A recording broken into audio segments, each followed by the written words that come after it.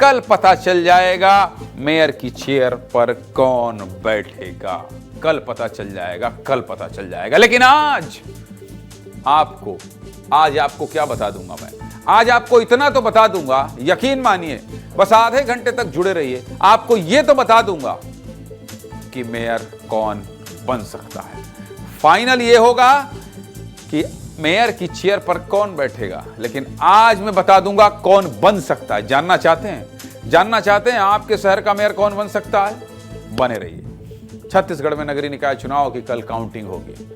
ऐसे में आपका मेयर कौन बनेगा? निकाय चुनाव में बीजेपी बाजी मारेगी या कांग्रेस? आप भी जानना चाहते हैं ना? आप भी सटीक आंकड़े समझना चाहते हैं ना? सब कुछ विस्तार से बताऊंगा। किस नगर निगम में किस पार्टी का सिक्का चलने वाला है, सब कुछ समझाऊंगा। देख लीजिए ध्यान से। लेकिन उसके पहले तस्वीरें देखिए। आपकी स्क्रीन पर विस्तार न्यूज के 10 रिपोर्टर दिख रहे हैं। मेरे ये सहयोगी सभी 10 नगर निगम से जुड़े हुए हैं। और हर जगह की जानकारी आपको विस्तार से देने वाले हैं। एक एक करके सबके पास जाऊंगा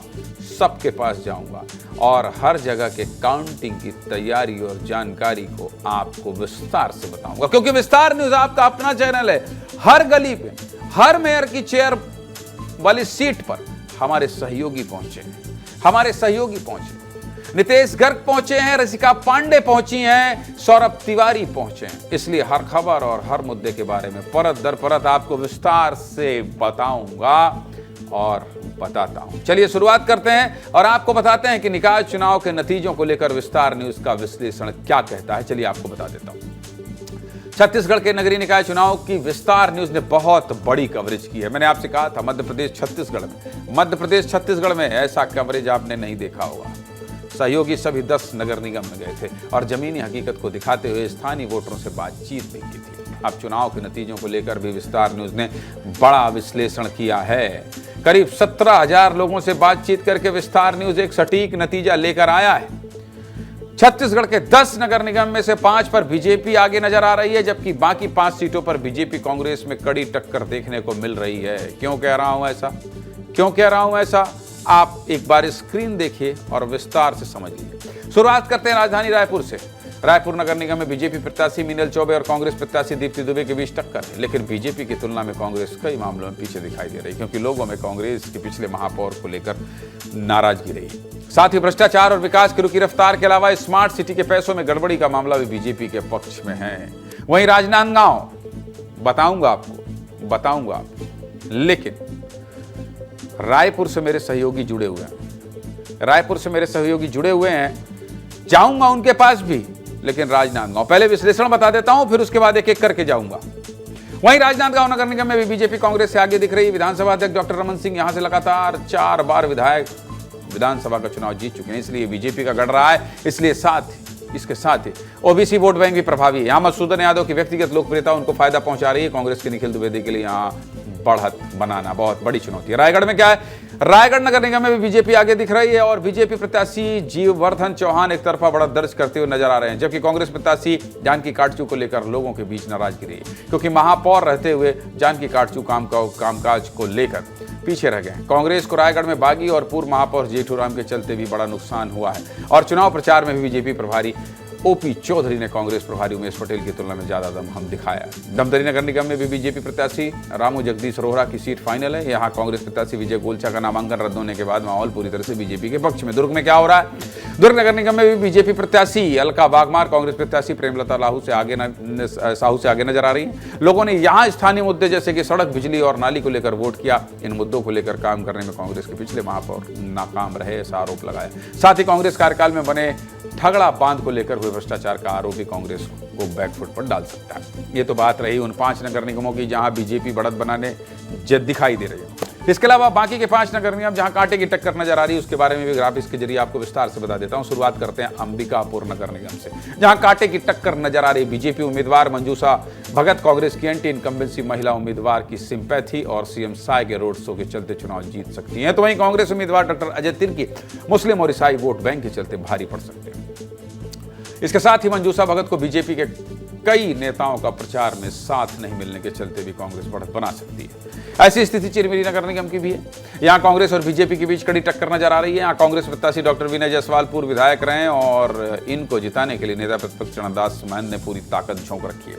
साल 2024 के लोकसभा चुनाव में भी कोरबा सीट की एकमात्र ऐसी सीट थी जिस पर कांग्रेस जीत पाई और चिरमिरी नगर निगम उसी कोरबा लोकसभा सीट के अंतर्गत आता है। हालांकि स्वास्थ्य मंत्री श्याम बिहारी जायसवाल ने बीजेपी प्रत्याशी रामनरेश राय को चुनाव जिताने के लिए पूरी ताकत झोंक दी थी और पूर्व महापौर से नाराजगी भी बीजेपी को बढ़त दिला सकता है। बिलासपुर की बात कर लेते हैं। बिलासपुर में बीजेपी और कांग्रेस के बीच टक्कर का मुकाबला।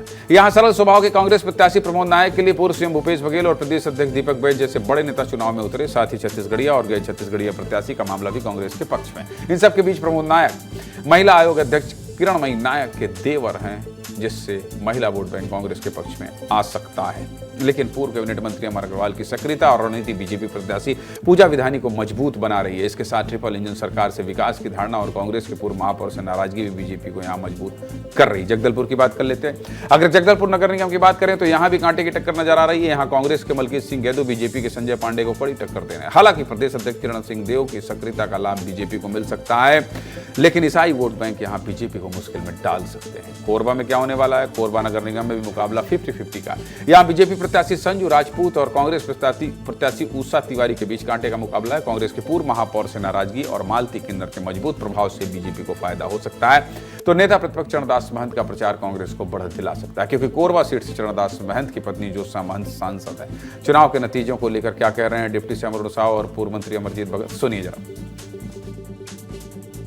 नगरीय निकाय चुनाव के कल मतगणना होगी और परिणाम आएंगे और 13 महीने में नगरीय निकायों के लिए पूरी प्रतिबद्धता से जो हमने काम किया, तो हम उम्मीद करते हैं कि भारतीय जनता पार्टी अधिकांश नगरीय निकाय की सीटों पर जीतेगी।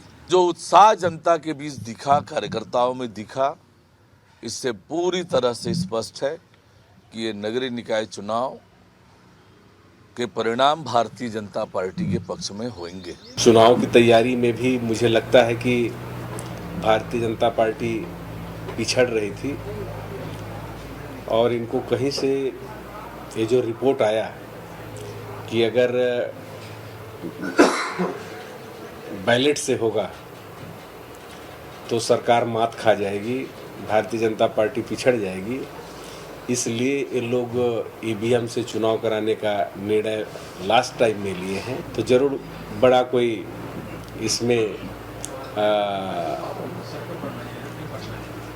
घपला और संदेह नजर आता है।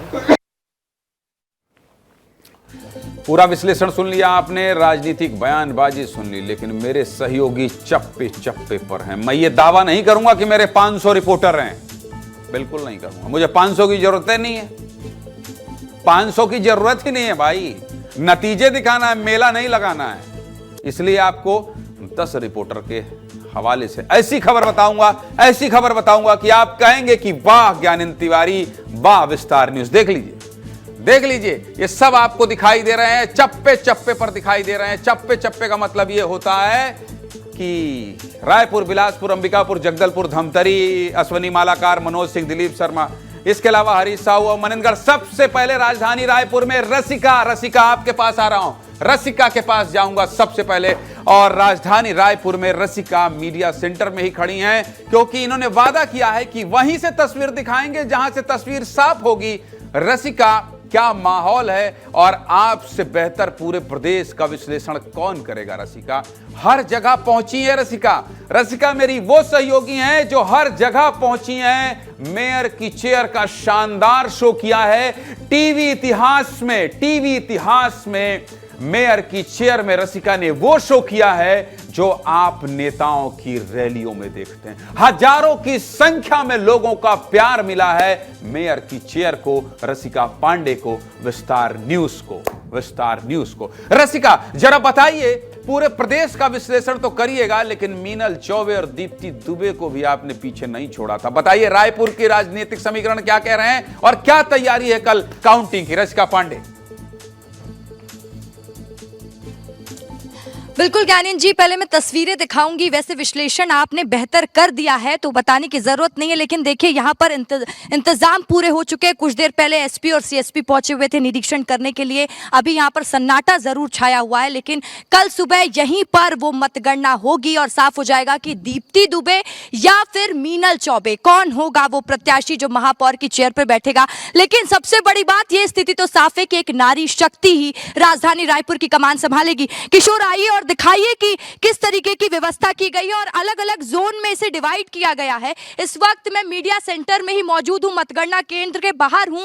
देखिए पूरा सेटअप हो चुका है, पूरी प्लानिंग हो चुकी है, कैसे जोन वाइज यहां पर मतगणना की जाएगी, कौन से रूम में किस वार्ड के लिए वोटिंग होनी है। रायपुर में 70 वार्ड है, 70 वार्ड की वोटिंग कैसे होगी यहां पर सभी डिस्प्ले में दिख रहा होगा। और थोड़ी देर पहले तमाम पुलिस के अधिकारी पहुंचे हुए थे, यहां का जायजा ले रहे थे, समझने की कोशिश कर रहे थे कोई दिक्कत ना हो। व्यवस्थाएं पूरी कर ली गई है और साथ ही ये भी निर्देश लगा दिया गया है कि किन किन चीजों पर प्रतिबंध है और क्या क्या चीज वो होंगी जो अंदर मतगणना केंद्र के अंदर ले जाया जा सकता है। किशोर, ये तस्वीरें भी दिखाइए, ये तस्वीरें दिखाना जरूरी है। मतगणना हॉल के भीतर ले जाने वाली चीजें हैं और प्रतिबंधित सामग्री भी है। Mobile phone, iPad, laptop, smart watch, camera, ये तमाम चीजें हैं। अन्य इलेक्ट्रॉनिक उपकरण, बीड़ी, सिगरेट, गुटखा, ये तमाम चीजें प्रतिबंधित बहुत रहेगी। लोगों के पास जाना है रसिका, मुझे बहुत लोगों के पास जाना है। अभी आपसे इजाजत लूंगा और मैं यहां से बिलासपुर नहीं जाऊंगा, अंबिकापुर नहीं जाऊंगा, ना ही जगदलपुर जाऊंगा। मैं सौरभ तिवारी के पास जाऊंगा, क्योंकि रायपुर से आप चलेंगे तो धमतरी पहुंचेंगे। सौरभ तिवारी, आप कहां खड़े हैं और क्या दिखाने वाले हैं? जल्दी से दिखाइए सौरभ, क्या तैयारी है धमतरी में मतगणना को लेकर। सौरभ। बिल्कुल ज्ञानेन जी, इस वक्त मैं बाबू छोटेलाल श्रीवास्तव पीजी कॉलेज में हूं, जहां पर स्ट्रांग रूम बनाया गया है। मैं आपको तस्वीरें दिखाता हूं। ये जो पीछे आप बिल्डिंग देख रहे हैं, यहां पर स्ट्रांग रूम है, सुरक्षा की पूरी व्यवस्था की गई है। और ये जो है यहां पर लगा हुआ है सीसीटीवी, जिससे पूरी निगरानी की जा रही है। और जितने भी ईवीएम है, आरक्षित और यूज्ड ईवीएम, दोनों के चारों स्क्रीन में दिखाए जा रहे हैं। ये सीसीटीवी, इसके पीछे स्ट्रांग रूम है, यहाँ से आगे जाना मना है, क्योंकि यहाँ पर सुरक्षा की व्यवस्था है और इन्होंने मना करके रखा है कि आगे नहीं जाना है। और मैं आपको तस्वीरें दिखाता हूँ, इधर दिखाइए खेमराज जी, इस तरफ दिखा रहा हूं मैं आपको। यहाँ सारी व्यवस्थाएं हो गई है, टेंट लग गया है और ये मीडिया सेंटर है। मीडिया के लोगों के बैठने की यहाँ पर जगह बनाई गई है। और इस तरफ जो है स्टेज में बैठेंगे अधिकारी जो कि अनाउंस करेंगे कि क्या क्या रिजल्ट। शाबाश सौरभ, आपने बता दिया, रसिका ने सब कुछ दिखा दिया। आप रायपुर से चलेंगे आप तो धमतरी पहुंचेंगे और धमतरी से जो अगला नगर निगम है वो सीधा जगदलपुर है, इसलिए जगदलपुर चलेंगे। संजय बताइए क्या स्थिति है? बड़ा टफ फाइट बना दिया आपके शहर ने मलकी सिंह गौदी और संजय पांडे के बीच में, क्या तैयारी है संजय? जल्दी से बता दीजिए और सहयोगियों के पास जाना है। बिल्कुल, बहुत टफ फाइट है। राजनीतिक समीकरण बताऊंगा, उससे पहले तस्वीर दिखा देता हूं। देखिए, कुछ ही देर पहले एसपी और कलेक्टर जो हैं वो पहुंचे हैं इस स्ट्रांग रूम में। ये स्वामी आत्मानंद मॉडल कॉलेज है, जहां अब महापौर प्रत्याशी जो है उनका भविष्य कैद हो गया है और ये फाइनल जांच के लिए यहाँ पहुंचे हुए हैं बड़े अधिकारी, ताकि किसी भी तरह की कल जो है गलती ना हो इस पूरे काउंटिंग के दौरान। और देखिए, कुल 1,04,00,000 वोटर्स थे, 69.57% वोटिंग हुई है, यानी कुल 69,000 कुछ 500 के आसपास वोटिंग हुई है। यानी कि जनता ने बहुत ही टफ कर दिया है मामला। लगभग 20% वोटर्स जो हैं वो ईसाई हैं और मुस्लिम है, और यही वजह है कि अब ये कहना बहुत मुश्किल हो गया है। संजय बहुत शुक्रिया आपका। संजय बहुत शुक्रिया आपको। अब चलते हैं सीधे कहां? एक तरफ रायपुर से पहुंचे जगदलपुर, अब पहुंचते हैं अंबिकापुर और अंबिकापुर से लौटते हुए आएंगे बिलासपुर। और कहां? अंबिकापुर दिलीप जायसवाल मेरे सहयोगी आपको दिखाई दे रहे हैं। आप क्या दिखाने वाले हैं, क्या बताने वाले हैं? काउंटिंग सेंटर में क्या तैयारी है दिलीप, जल्दी से बता दीजिए। देखिए, इस वक्त मैं जहां मतगणना होगा वहां पे मौजूद हूं। देख लीजिए, मतगणना कक्ष है और मैं आपको मतगणना जहां होगा उस कक्ष की तस्वीर दिखा देना चाहूंगा हमारे दर्शकों को कि ये देखिए, कल यहीं से अंबिकापुर के महापौर कौन बनेंगे उनका भाग्य का फैसला होगा। ये पूरी तस्वीर है। यहीं पर ईवीएम मशीन लाकर रखे जाएंगे और यहाँ पर जो अधिकारी होंगे वो टेबल नंबर 1, टेबल नंबर 2 अलग अलग बनाए गए हैं और यहाँ पे पूरी मतगणना की तैयारी कर ली गई है। और कुल मिलाकर यहाँ पे जो ये माना जा रहा है कि 2 घंटे के अंदर अंबिकापुर में कल 10 बजे पता चल जाएगा कि अंबिकापुर का महापौर कौन बनेगा। डॉक्टर अजय तिर्की बनती है या मंजूषा भगत बनती है, कल स्पष्ट हो जाएगा। ठीक है। बहुत शुक्रिया आपका। आपके पास से मुझे कहां चलना पड़ेगा? आपके पास से मैं चाह रहा था कोरबा, लेकिन वापस आऊंगा और सीधे चलूंगा बिलासपुर। बिलासपुर दिखाइए भाई, बिलासपुर बताइए, आशीष कहां खड़े हैं, क्या तैयारी है? अंधेरा बादल बहुत दिख रहा है आपके अंदर अगल बगल, क्या बात है? तैयारी बताइए, जल्दी से बताइए। जी बिल्कुल, देखिए मैं फिलहाल जो है कोनिक इंजीनियरिंग कॉलेज कैंपस में खड़ा हुआ हूं। ये कैंपस कोई मामूली कैंपस नहीं है। लोकसभा, विधानसभा और कई मेयर के चुनाव के बाद यही मतगणना होती है। आप देखिए ये पूरी तैयारियां, सबसे पहले ये जो लैस किया गया है सीसीटीवी कैमरे से, सबसे पहले वो देखिए। ये ऊपर जो है पूरा कैमरा लगा हुआ है। यहाँ पे पूरी तैयारी इस बात की कल, ये साउंड बॉक्स देखिए, कल जब सुबह जो है जैसे जैसे मतगणना जो है होती चली जाएगी, मेयर का, पार्षद का, जो भी जितने भी काउंटिंग होगी वो यहीं से घोषित होगा। और इस तरफ देखिए ये पूरा एक परिसर, सबसे पहले नीरज इस तरफ दिखाइए, ये गवर्नमेंट इंजीनियरिंग कॉलेज का वो क्षेत्र है, वो इलाका है जहां कल जो है मतगणना शुरू होगी। इसके लिए सुरक्षा को लेकर जो आशीष ठीक है, आपके पास आऊंगा, लेकिन अभी इसके बाद कहां जा रहा हूं मैं? राजनांदगांव में क्या तैयारी है बताइए जरा। मनोज राजनांदगांव बताइए राजनांदगांव। चलिए अश्वनी आप बता दीजिए, पहले अश्वनी आप बता दीजिए, जल्दी से बता दीजिए, उसके बाद बात करेंगे। अश्वनी रायगढ़ ने प्रभारी नहीं बनाया, कांग्रेस से प्रत्याशी है, सीटिंग में मेयर रही जानकी का अर्जुन को प्रत्याशी बनाया। तो इस बार जो मुकाबला है वो काफी दिलचस्प रहा, क्योंकि इस बार बीजेपी पूरा खेमे में लाना चाहती है, अपना महापौर अपना बनाना चाहती है। और रायगढ़ के इतिहास ये बता दूं, रायगढ़ में कभी भी महापौर रिपीट नहीं हुआ। पहले बार कांग्रेस से महापौर बने, दूसरी बार बीजेपी से, तीसरी बार निर्दलीय, फिर कांग्रेस, और इस बार है महापौर है, कयास लगाया जा रहा है कि बीजेपी से महापौर है वो बन सकते हैं। और दोपहर 11 बजे तक जो परिणाम है वो घोषणा हो जाएगा। ठीक है।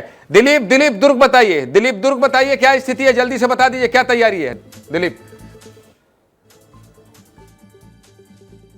देखिए ज्ञानंद जी, आपने समीकरण के हिसाब से बता दिया है कि कल मेयर की चेयर में शहर का मेयर कौन बन रहा है, लेकिन उससे पहले मैं तस्वीर दिखा रहा हूँ। ये रात का समय है, रात के तकरीबन 9 बजने जा रहे हैं, क्योंकि विस्तार न्यूज ग्राउंड पे रहता है, ग्राउंड की स्टोरी दिखाते हैं। तो रात का समय, ये भारतीय कॉलेज है, यहीं पे मतगणना होगी। यहाँ पे जो प्रत्याशी है, चाहे पार्षद हो चाहे महापौर हो, यहाँ का उसके किस्मत का जो है ईवीएम में कैद है। कल ईवीएम की मशीन खुलेगी, तब उनके भाग्य का फैसला होगा कि शहर का मेयर कौन बनेगा और वार्ड का जो पार्षद है कौन बनेगा। उसको लेकर देखिए तैयारियां, देखिए एडीएम की गाड़ी के एडीएम यहाँ पे खड़े हुए, प्रशासनिक अधिकारी तमाम लोग खड़े हुए, क्योंकि रात का समय है। और जो आज यहाँ पे जो खालीपन दिख रहा है, सुनापन दिख रहा है, कल सुबह यहाँ पे दिलीप